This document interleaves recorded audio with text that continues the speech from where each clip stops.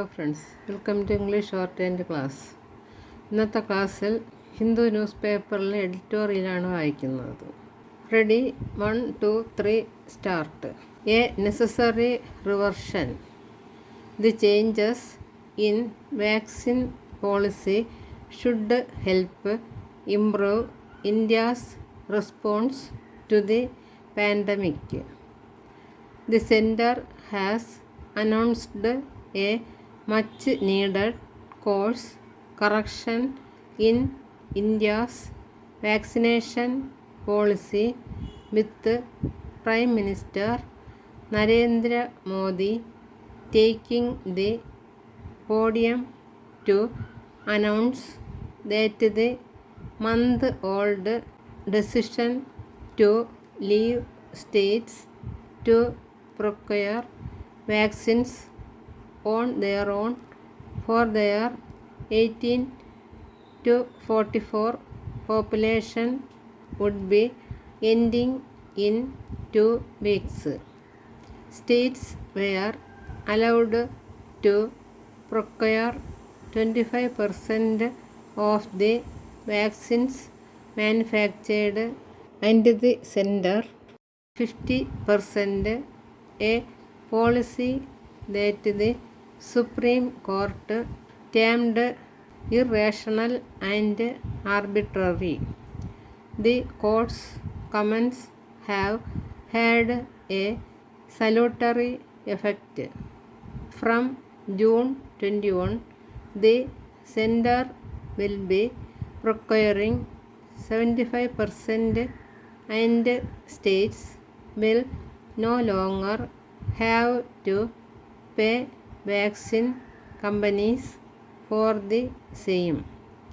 Vaccines will continue to be free for all those who choose to get their shot at government centers.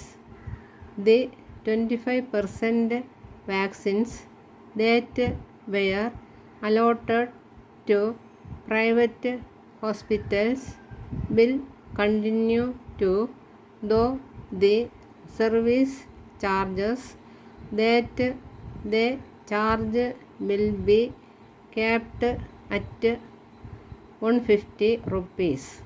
This ceiling price on vaccines in hospitals will bring predictability and be hugely beneficial to citizens. The center, which controlled all supply of vaccines and had negotiated prices and orders with Bharat Biotech and the Serum Institute, saw itself desperately short of supply right in the middle of India's deadly second wave. The hospital emergencies worsened the center's panic, and so it chose a path that no country had undertaken, of devolving the responsibility of buying vaccines to states. Health has traditionally been within the purview of states, and it stands to reason that they would invariably have to deal with the challenges that vaccination throws up. This includes vaccine hesitancy, the problem of transportation, the availability of trained personnel, and the existing capacity at healthcare sites. Faced with the intensity of the second wave states demanded more vaccines and autonomy in deciding how to administer them. What resulted were frequent public spats with the center blaming states for inefficiently using available stocks and yet demanding more. Though there are substantial numbers of senior citizens yet to be vaccinated, particularly with a second dose, it is clear that the foreseeable demand will be in the sub-45 category.